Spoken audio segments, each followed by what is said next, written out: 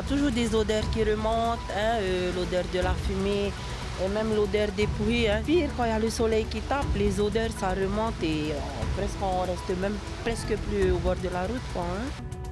Une odeur fétide flotte autour de la rivière Tavararo où des anguilles mortes ont été retrouvées. Après l'incendie des entrepôts d'Agritech où étaient stockés des produits toxiques, les habitants s'inquiètent pour leur santé et celle de leur environnement. Nos équipes sont allées sur place. Nous en parlions avec le haut-commissaire. Bien plus qu'un paradis tropical, Tetiaroa est un laboratoire à ciel ouvert pour la biodiversité marine. Ce soir, plongez avec nous au cœur des projets en cours sur l'atoll. Un an après les assises de l'audiovisuel menées par le pays, comment le secteur se porte-t-il? Le FIFO est l'occasion de prendre le pouls des professionnels locaux. Les ambitions pour le secteur sont grandes, mais les actions suivent-elles? Wahine surfe ses premières vagues dans la cour des grands. La Tahitienne est allée jusqu'en 8e de finale à la Paille Pro, la première étape du circuit mondial. Mais l'aventure ne fait que commencer pour la native de Wahine.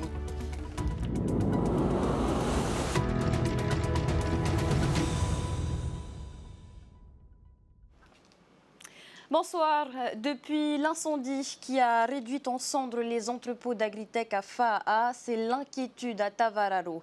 Pollution, risques sanitaires, les riverains redoutent des conséquences environnementales durables. De son côté, la mairie de Fa'a affirme avoir pris des arrêtés, mais renvoie la responsabilité vers le pays, seul compétent pour agir. Les précisions de Sophie Gebel, Davidson Bennett et Mike Liral. L'inquiétude règne dans le quartier Tavararo depuis l'incendie des entrepôts d'Agritech. Les administrés craignent pour leur santé, d'autant qu'ils constatent depuis plusieurs jours la mort des anguilles se trouvant dans la rivière qui jouxte les habitations. Il y a toujours des odeurs qui remontent, l'odeur de la fumée et même l'odeur des pouilles, c'est pas agréable, quoi. Et pire, quand il y a le soleil qui tape, les odeurs ça remonte et presque on reste même presque plus au bord de la route, quoi. Et ceux de la direction de l'environnement, ils sont venus pour prélever l'eau et tout, pour voir à quel point c'était toxique. Ils nous ont dit de ne pas aller à la mer quand même. Mais le truc, c'est que dans l'air, je pense qu'il y a des gens qui peut-être qui sont tombés malades à cause de ça. Des odeurs fétides que nous avons pu également constater par nous-mêmes. Les habitants sont également invités par la direction de l'environnement à ne pas manger les fruits et légumes de leur jardin. En plus des craintes pour leur santé et sur les conséquences environnementales, les habitants se disent délaissés par la commune. Personne n'est venu nous voir. Je voudrais bien que la commune bouge, les élus de la commune bougent, qui viennent voir, surtout pour nos matariapo. Et pas loin de nous, on a un Farirou. De leur côté, les élus de la mairie se disent pieds et poings liés, car le pays est seul habilité à prendre des décisions. Mais ils ont quand même pris 2 arrêtés par précaution. Le premier interdit l'accès au lieu de l'incendie et le second la baignade. C'est surtout sur la base du décès de ces anguilles qui confirme donc que la zone est bien touchée. Et c'est sur ce principe-là que nous avons pris la décision de sortir d'arrêté de précaution pour interdire l'accès à cet endroit-là. Dans le canal, dans le chenal de l'aéroport, là, mais côté terre. Je comprends parfaitement leur inquiétude, mais la mairie n'est pas loin. Nous sommes toujours ouverts à les recevoir tous les jours, comme nous le faisons d'habitude. La commune de Fa'a qui invite la population souhaitant quitter son logement à se rendre directement au service social de la mairie. Après l'incendie de l'entrepôt d'Agritech, la justice a également fait le point sur l'enquête ce matin. Cette enquête est actuellement en cours du chef de destruction involontaire par incendie et mise en danger d'autrui. Il y a évidemment dans ce contexte des expertises et des analyses en cours pour permettre de déterminer d'abord la cause de cet incendie et pour permettre de déterminer également s'il y a eu une pollution environnante liée à des responsabilités qui restent dans cette hypothèse à établir. Pour l'heure, rien n'indique qu'il s'agirait d'un acte criminel. Une enquête est également toujours en cours pour connaître les causes du décès d'une riveraine le lendemain de l'incendie. Le quartier de Tavararo compte 800 habitants dans l'attente de réponses à leurs inquiétudes. Et dans un communiqué envoyé en fin de journée, le pays confirme la pollution des eaux de la rivière de Tavararo après des prélèvements de la Dirène. 12 anguilles mortes ont été recensées, une mortalité qui s'explique par une forte concentration des polluants azotés issus des engrais stockés dans l'entrepôt qui a brûlé. En attendant des analyses plus poussées, le pays conseille de ne pas consommer de produits agricoles issus de parcelles proches de la zone sinistrée. Un nettoyage du site de l'incendie devrait être effectué dès que son accès sera à nouveau autorisé. En bref, 13 kilos d'ail ont été saisis au Fénois en 2024, sans compter les 15 kilos interceptés à Los Angeles avant leur départ vers Tahiti. Un bilan souligné ce matin par la procureure de la République. Quant à savoir le niveau d'ail en circulation au Fénois, il est difficile à établir, confie la magistrate. Néanmoins, le prix de la dose en baisse semble indiquer qu'il circule plus qu'avant. Retrouvez un article détaillé sur notre site tntvnews.pf. La drogue et l'alcool, facteurs aggravants dans le domaine des troubles mentaux. C'est l'un des constats de la 29e journée nationale de prévention du suicide organisée ce mercredi à l'Assemblée. Le thème retenu, la santé mentale dans tous ses états. Souvent perçus avec honte, ces troubles touchent pourtant des milliers de personnes et principalement des jeunes de 15 à 24 ans. Schizophrénie, troubles psychotiques, bipolarité ou dépression sévère. Ces maladies graves restent trop souvent ignorées. Nombreux sont ceux qui hésitent à consulter par peur d'être stigmatisés. Briser le silence et l'isolement pour être entendu, c'est le message de l'association SOS Suicide. On écoute sa présidente Annie Touhéava au micro de Rarahu Mahaa et Jeanne Tinouroa. Je trouve que, avant de parler de la santé mentale, il y a la santé physique et surtout l'environnement où vit la personne. Et la santé mentale va dépendre de la personne, comment il gère sa vie sur le plan santé physique et si l'environnement où il vit est bien et lui convient. Nous, notre travail, c'est de valoriser les personnes telles qu'il est et qu'il est utile à la société. Donc la prévention par rapport à la santé mentale, travailler déjà par rapport à ce qu'il est, la personne. Et aussi aider les jeunes à se réconcilier avec la vie. Et notez que ces associations se réuniront du 10 au 16 février à Oreitiniho à Pir'e. Objectif, sensibiliser sur la reconnaissance des signes de détresse autour de nous ou de nos proches. 2025, une année de grands défis pour la mer. La 3e conférence des Nations Unies sur l'océan se tiendra à Nice au mois de juin. Un événement incontournable pour les associations Tetiaroa Society et Temana Otemoana qui œuvrent à la recherche et l'étude de la biodiversité. Nous en parlions hier soir avec le haut-commissaire à son retour de l'atoll. Sur place, le suivi de ponte des tortues marines est un succès et un autre défi ambitieux est en préparation. Thomas Chabrol a fait le déplacement, reportage. Tetiaroa, ses plages de sable fin, sa faune et sa flore préservées et son océan à découvrir. Le programme ONU, c'est le nouveau bébé de Richard Bailey, explorer les profondeurs entre 200 et 1000 mètres. C'est ce qu'on appelle la zone mésopélagique, là où la lumière commence à disparaître. Avant de commencer à façonner une politique par rapport à l'exploration ou l'exploitation des fonds marins, il faut savoir de quoi on parle. Et on a juste pas du tout de connaissances, pas assez de connaissances sur les grandes profondeurs de la mer pour commencer à imaginer ce qu'on pourrait y faire. C'est ce sous-marin qui permettra d'embarquer à son bord 3 personnes, 2 passagers et un pilote. Équipé pour des missions d'observation de 8 heures, il sera mis à disposition des océanographes et chercheurs. 2 engins sont en cours de construction en Californie.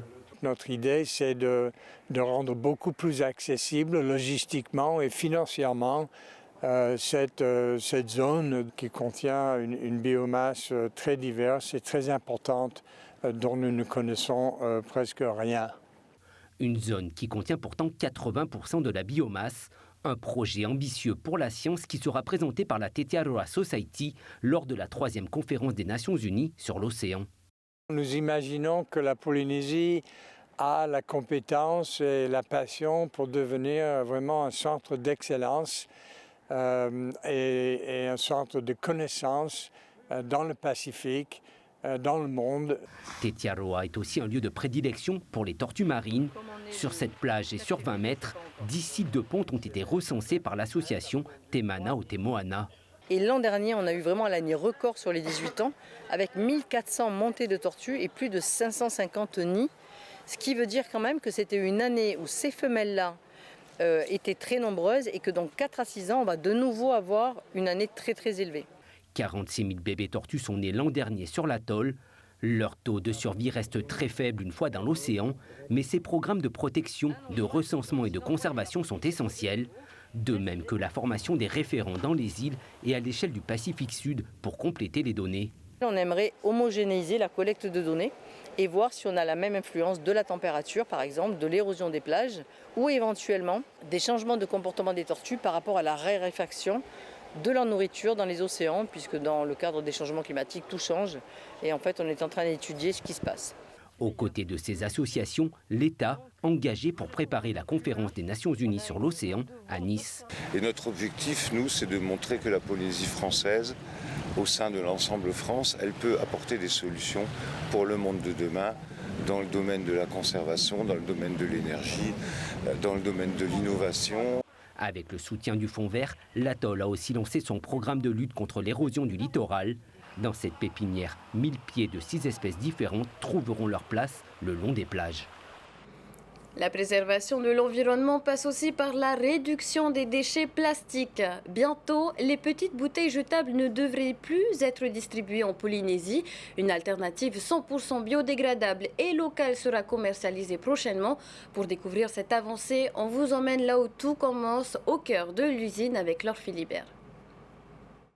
Tassimé prendre à leur équivalent issu de l'industrie pétrochimique. Ces bouteilles sont entièrement véganes et vous les verrez bientôt dans les rayons des commerces d'alimentation. L'usine de production qui les conçoit a ouvert ses portes mardi à Aroué. Elle est le fruit de 5 ans de recherche. Ici, on ne fait que de l'enfouissement. Sinon, il faut réexporter les bouteilles. Vous vous rendez compte, une bouteille qui arrive ici remplie d'eau, pour ne pas citer de marque, elle va être importée d'Europe, elle fait le tour de la Terre, elle fait la moitié du tour de la Terre pour arriver ici. Ensuite, on la boit, on prend cette bouteille, on la jette dans le bac vert en se donnant bonne conscience, en se disant qu'on a agi pour l'environnement, mais c'est une catastrophe. Elle est traitée, comment cette bouteille? Elle est stockée à Motuuta et elle est renvoyée en Nouvelle-Zélande pour être traitée. C'est pas du tout satisfaisant et c'est sur cette base qu'on s'est retrouvé avec mes associés pour créer cette société. La matière première, c'est granulés fondus pour composer la résine biosourcée, puis moulée. Tout ce compost, y compris le bouchon. Ces éco-emballages s'inscrivent dans un schéma d'économie circulaire. La composition de cette bouteille, c'est très simple, elle est produite à partir de bagasse de canne à sucre. C'est-à-dire que c'est le résidu fibreux de la canne à sucre qui est pressé pour en extraire le jus. Pour faire du jus, du sucre, du rhum, peu importe. Le résidu fibreux est utilisé pour produire ces bouteilles. Et il n'y a rien d'autre. Une petite usine qui doit répondre aux besoins des petits producteurs. Producteurs de miel, de mitihoué, de mitifafarou, d'eau de coco, de jus énergétique, mais également ceux qui voudraient faire de l'eau. Voilà, seront les bienvenus. Et également la cosmétique, donc ceux qui font du moneuil, ceux qui font du savon vaisselle, du savon pour le bain, du savon pour le corps. Militant actif pour la protection de l'environnement, Marotea Vitrac travaille sur d'autres matières innovantes comme la poudre de perles ou le marc de café pour la réalisation de ces flacons. La commercialisation devrait démarrer d'ici 2 mois en présence de l'ingénieur qui a imaginé ces matériaux. Prix de vente de ces bouteilles, 50 francs l'unité. La Polynésie est-elle vraiment une terre de cinéma? Alors que le FIFO vient de débuter avec son lot de production venu de tout le Pacifique, seuls 3 documentaires présentés ont été produits localement. Pourquoi la filière locale peine-t-elle à se structurer malgré des assises sur le secteur l'an dernier? Élément de réponse avec Nicolas Pérez. Projeté en avant-première dimanche dernier au Grand Théâtre de la Maison de la Culture de Papeete, Waltzing with Brando est la preuve que le Whenua continue d'attirer des superproductions internationales. Une manne non négligeable, puisque ce film sur Marlon Brando aura injecté plus de 180 millions de francs dans l'économie locale, avec un peu moins de 20 jours de tournage. 1 an après les assises de l'audiovisuel menées par le pays, comment ce secteur se porte-t-il vraiment? On est un peu en stand-by, c'est-à-dire que depuis 2-3 ans, il n'y a pas eu vraiment de choses qui ont été concrètement faites. On a fait les assises, on a avancé, on a travaillé. Il n'y a pas encore de textes, de nouvelles aides qui existent, celles dont on parle. Bon voilà, on attend, c'est un peu long, mais voilà, on attend quand même. Seul un projet de loi d'exonération de taxes et de subventions a été évoqué à la mi-janvier en Conseil des ministres pour la création d'un dispositif souhaitant dynamiser le secteur de l'audiovisuel sur le territoire. La pièce qui manque aujourd'hui pour moi, c'est le Creative Film Office, cette articulation qui permettrait finalement d'avoir une sorte de guichet unique à la fois pour aller chercher les productions et puis pour les accueillir et les orienter ici. Donc c'est là le deuxième étage de la fusée sur lequel on est en train de travailler. Pour les professionnels, ce deuxième étage de la fusée est une urgence. Le Film Office a besoin de l'outil qui est le texte d'incitation fiscale pour aller se battre contre les autres pays pour attirer les productions en fait. Aujourd'hui, ce qu'on reçoit, c'est ceux qui ne peuvent pas vraiment aller ailleurs du fait de l'histoire. C'est-à-dire que Marlon Brando filmé à Fidji, ça n'a pas vraiment de sens. Tout le monde sait qu'il vivait ici. Gauguin filmé en Nouvelle-Zélande, pareil, tu vois. Ils sont obligés de venir ici. Donc ces films-là, on les a. Et c'est bien, mais on pourrait en avoir 5-10 fois plus. Si inciter des productions internationales à tourner en Polynésie reste difficile, produire localement n'est pas simple non plus. Chaque année, plus de 100 millions de francs sont alloués au dispositif de soutien à la création cinématographique et audiovisuelle, le SCA. Mais à quelques jours de la date limite des dépôts de leur dossier, les producteurs sont dans l'impasse. Le lien disponible sur le site de la Direction générale de l'économie numérique est celui de l'an passé. On a eu quelques petits soucis d'organisation au niveau de la DGEN, puisqu'on a un changement de direction à la tête de la DGEN. Tout ça est résolu, donc le SCA sera au rendez-vous et nous envisageons même au travers d'un collectif de venir augmenter les crédits qui seront alloués globalement, parce qu'il n'y a pas que le SCA comme dispositif, mais c'est le dispositif principal. On est en train de réfléchir à réformer l'ensemble des dispositifs pour les rendre à la fois plus efficaces, plus faciles à obtenir et puis je dirais avec un coefficient multiplicateur qui soit plus élevé qu'aujourd'hui. Troisième secteur à l'export, l'audiovisuel polynésien et son siècle d'histoire offrent des perspectives ambitieuses pour l'économie locale. Le pays avait d'ailleurs annoncé début 2024 vouloir atteindre les 25% du PIB du pays grâce à cette industrie. On vous emmène faire un tour dans les îles. À Nukuhiva, la parentalité se vit en communauté. L'île accueille la plus isolée des 6 maisons de l'enfance du territoire, un lieu où parents et enfants grandissent ensemble dans un cadre bienveillant. Visite des lieux avec Roni Moufat et Matai Horey. Et ça twitch à chaque fois. Donc vous deux là, il faut faire super mal. Un lieu d'accompagnement mais aussi de lâcher prise. En fin de journée, des ateliers sportifs permettent aux parents de souffler pendant que leurs enfants sont encadrés par des professionnels. Mais moi je trouve que c'est une structure qui est vraiment super bénéfique parce que quand nous on vient faire du sport, eh bien, nos enfants ils sont occupés avec les tatis. Donc on peut vraiment profiter d'un moment entre mamans pendant que les enfants, eux, profitent avec leurs tatis. Avant c'était dans mon jardin et c'est beaucoup moins bien, on a moins de tatis et j'avais moins de mamans. Du lundi au vendredi, la maison de l'enfance accueille les enfants de 3 à 10 ans accompagnés de leurs parents. L'objectif, apprendre, échanger et partager les joies comme les difficultés liées à la parentalité. L'idée, c'est vraiment que ça soit un lieu ressource pour les familles, un endroit aussi où il y a des conseils autour de la parentalité, que les familles, elles ne soient pas isolées en fait avec toutes les questions, c'est quoi être parent, comment je fais. Par moments, j'ai des questions, est-ce qu'il n'y a que moi qui a toutes ces questions. Et déjà, le fait d'en parler, de ne pas être seule avec tout ça. Le jeudi, des sages-femmes de l'île interviennent, elles assurent un suivi médical et mènent des actions de prévention infantile essentielles pour la santé des tout-petits et l'accompagnement des jeunes parents. C'est les sages-femmes qui viennent ici et qui font un suivi, le suivi médical des enfants, des tout-petits, les vaccins, les soins et qui répondent aussi aux questions des parents. Plus qu'un simple service, la maison de l'enfance de Taiohae est une bulle de bienveillance pour les enfants et pour leurs parents. Avant de se quitter, des nouvelles de Vahine Fierro qui a disputé aujourd'hui ses premières séries sur le Tour mondial de surf à Hawaï. Au Pai Pro, la Tahitienne est allée jusqu'en 8e de finale, stoppée sur sa route par la costaricienne Brisa Hennessy. Le résumé de cette journée de compétition avec Désiré Teivao. Wahine Fierro a enfin lancé dans le grand bain du Tour mondial. La surfeuse de Huahine était engagée ce matin dans la première série de la journée au Pai Pro. Dans des conditions très moyennes, la Tahitienne décroche la deuxième place du hit grâce à un total de 5,83. Un score suffisant pour se qualifier directement pour les huitièmes de finale. Super contente de commencer cette campagne. Ça fait une semaine qu'on attendait. Tous les jours, j'étais au col, tous les matins à la nuit. Donc voilà, enfin ce matin, on a commencé avec une magnifique arc-en-ciel et une belle série. Et ça continue pour le deuxième round tout à l'heure. Je ne m'attendais pas à voir ça, des longues périodes d'attente voilà, et être première série. Donc c'est un bon test pour ce qui va se passer cette année. Pour son huitième de finale, Wahine Fierro retrouve Brisa Hennessy. Un bon souvenir pour la Tahitienne qui s'était imposée face à la Costaricienne en mai dernier en finale du Tahiti Pro.